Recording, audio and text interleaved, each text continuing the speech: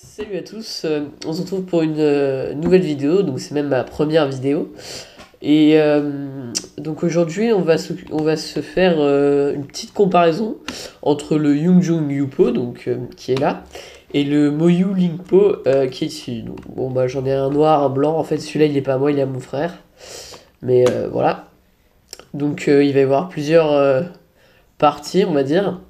Le corner cutting, donc la capacité du cube à tourner quand les faces ne sont pas alignées.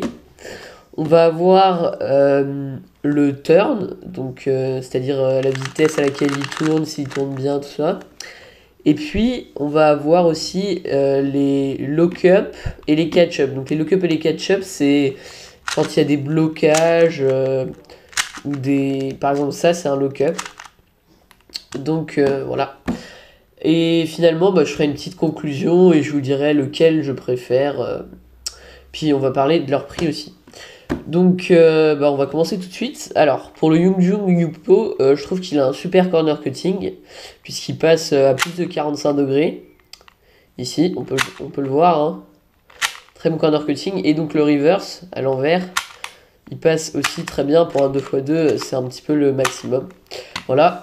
Et par contre, sur le Moyu Lingpo, je suis assez sceptique parce qu'il n'est pas franchement génial. Hein. Vous voyez si ça bloque.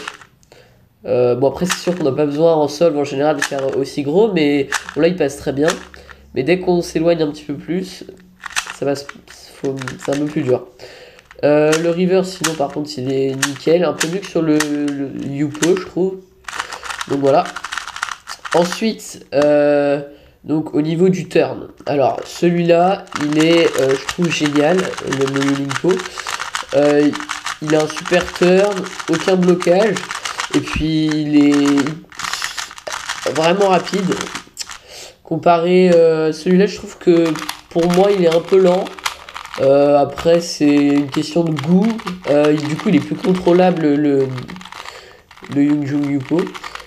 Mais oui, en fait, du coup, moi je préfère celui-là, mais après, c'est vraiment une question de goût.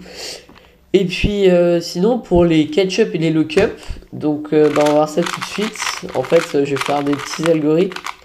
Et en fait, vous pouvez voir qu'il y a des petits moments où ça bloque un peu, mais c'est vraiment minime, quoi. Parce que, enfin, après, on peut pas vraiment faire mieux, quoi, en fait.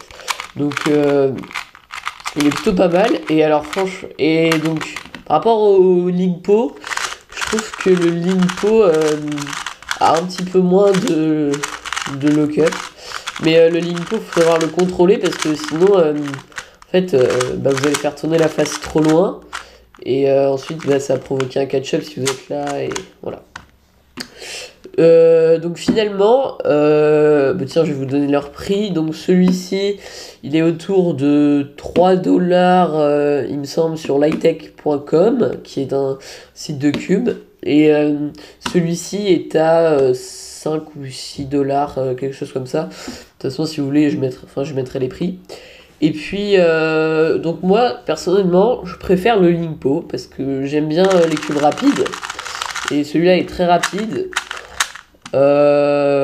Bon après c'est une question de feeling. Puis si vous aimez bien avoir un cube que vous pouvez bien contrôler, en plus il a un super corner cutting, donc avec celui-là vous pouvez être très fluide.